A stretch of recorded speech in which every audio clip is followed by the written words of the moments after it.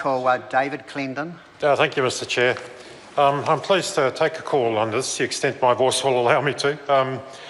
So this bill has caused nervousness and some concern from day one, effectively. I think the Select Committee did actually do quite a good job in remedying some of the concerns and the issues.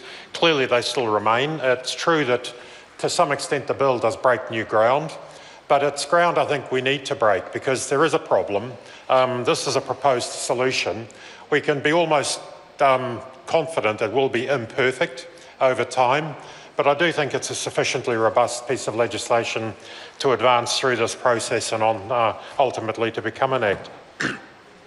So I just recall that one of the first major conversations at the Select Committee was that the bill, as it was first drafted, was very much about sort of bottom of the cliff stuff. It appeared to focus very much on creating an agency, creating penalties, indeed creating criminal offences around cyberbullying and online content and the like.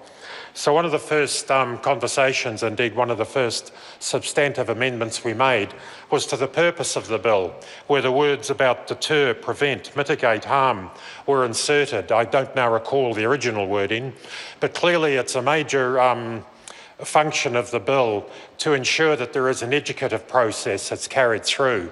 And part of the, in fact, I'd say a substantive part of the success or otherwise of the legislation as it emerges will be a willingness to invest significant resources into the agency, the approved agency, and indeed to support other organisations that might want to contribute to that educative function.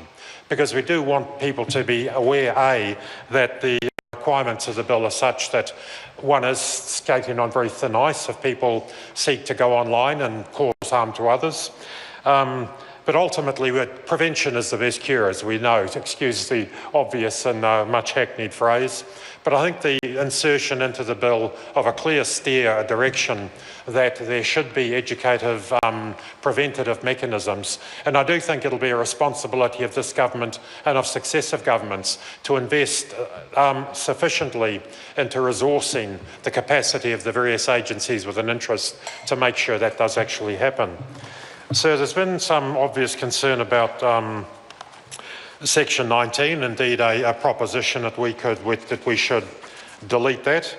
I'll just reference sort of the SOP 93. We can agree with half of that actually. The second part of that SOP, I think there's something to be said with that. We're a couple in a sort of a rush of blood to the head or wherever else might decide to record some of their quiet moments together. When the relationship goes pear-shaped, one or other of them might choose to seek to embarrass that person. And I think that part of the SOP is certainly valid and that's something we could support. But the deletion of Section 19 to me would almost gut the bill. It would eliminate sort of a core function of it. And Mr Seymour's nodding his head. It's a shame that we didn't have this conversation at the Select Committee because I don't recall any proposition there that Section 19, Clause 19 should be omitted. But to me, for that reason, we can't support Mr Seymour's SOP. If he were to bring another one that just had that second part, we could probably see a way clear to support that. I think it's important, and the point's been made, of course, that harm is only proven when you improve intent, that it would cause harm to this ordinary, reasonable person, and that it has caused harm. By default, a lot of language in legislation is subjective language. There's really no way to get around that. My former area of expertise, RMA law, talked about intrinsic value, for example, which was extremely interesting. It talked about outstanding features of landscape and entirely subjective commentary. And over time, a body of case law has emerged to put some substance, some flesh around that. So I don't think we need to be too overly concerned about the fact that there are obviously subjective elements in this legislation. The alternative, I think, is to endeavour to nail things down so tightly, to be so specific that really the exercise would become very fraught. I take Mr Parker's point about the court may take into account in Section 19 subset B, may take into account. I think it would be a very poor defence or if a situation arises where somebody's facing charges, I'd be very surprised if these issues, which may be considered, Mr. Chair, David Cleandon. Thank you, Mr. Chair, were sort of overlooked, or if a court chose not to take cognizance, particularly of the particular point you made, of whether a statement is true or false. The fact that a statement is true does not prevent it from being harmful or malicious, but clearly a false statement would be much more obviously so. The age and characteristic of the victim, we've heard a number of examples, and there was a proposition put on one of the current events television programs at the weekend using politicians as an exemplar, and in fact we're probably not particularly good examples of potential victims under this. There is the expectation that we put ourselves forward and we are willing to accept a little bit more flack than the average person might. Not to say that we're above average, quite the opposite on occasion. But I do think that the notion of age and characteristic is a key qualifier to all this. The extremity of the language, clearly existing law does create already, if people go online and threaten to kill, to rape, to do serious harm to a person, there's existing legislation that can deal with that.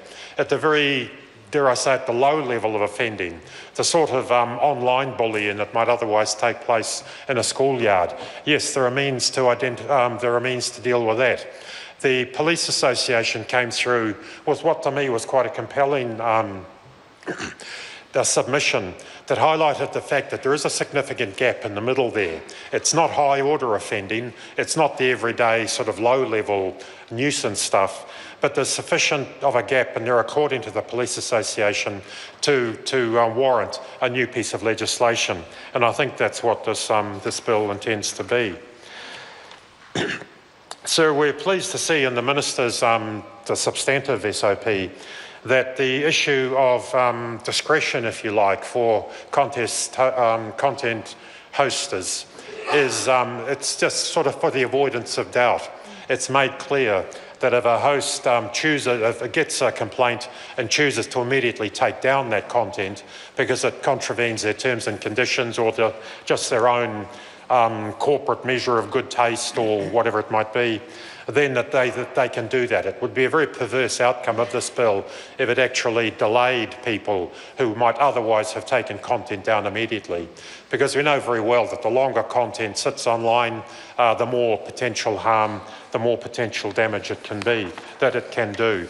So in that particular, as I say, the substantive SOP, that is one change in it that we do support, and that clear it's responding to submissions made both during the course of the committee and indeed some contact from interested parties after the committee. So, sir, I think I'll leave it there for the moment, simply to say we'll continue to support this bill. It is imperfect, and we're certainly open to the ideas of trying to make it better, but for the moment we are supporting this legislation.